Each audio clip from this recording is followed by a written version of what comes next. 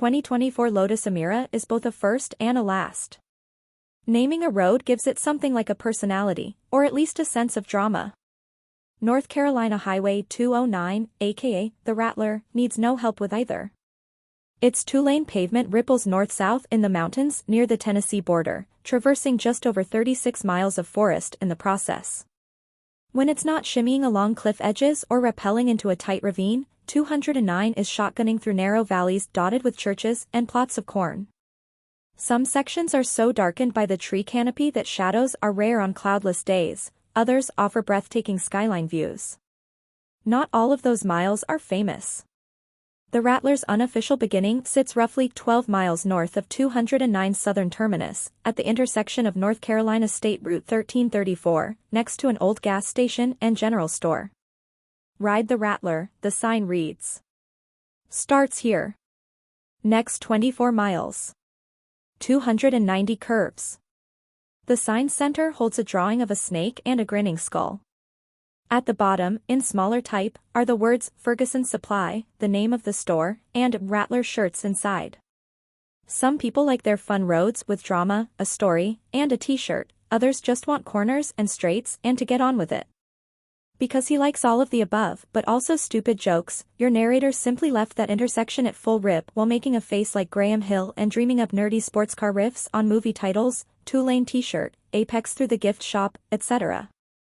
Colin Chapman, the engineering genius and master pitchman who founded Lotus Cars, would probably have liked all of this. Dead since 1982, Chapman built his company on a mix of relentless innovation and staggering disdain for the status quo. Above all, he believed in the sales power of a good image, regardless of whether it aligned with reality. The Rattler doesn't much remind you of death or a snake, and you can't see that sign without wondering which came first, the road name chicken or the t-shirt shop egg. But if you are staring down the barrel of some 300 corners at the wheel of a mid-engine English bolide, it feels like you have arrived somewhere worth going, so you leave that intersection by whacking the throttle into next week. Lotus won't admit this directly, but the Emira is almost certainly a stopgap, the first new sports car model developed in the wake of the brand's 2017 acquisition by Chinese carmaker Geely, which also owns Volvo.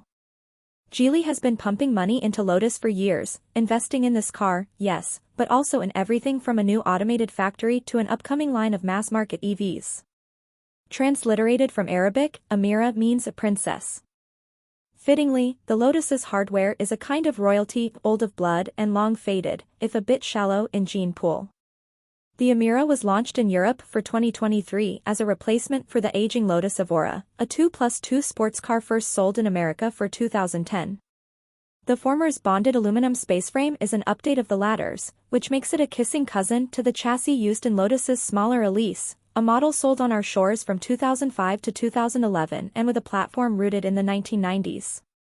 The body is a raft of influences, some McLaren here, a dash of Ferrari there, doses of seashell, lady hip, eel, manta ray, clam, Volvo.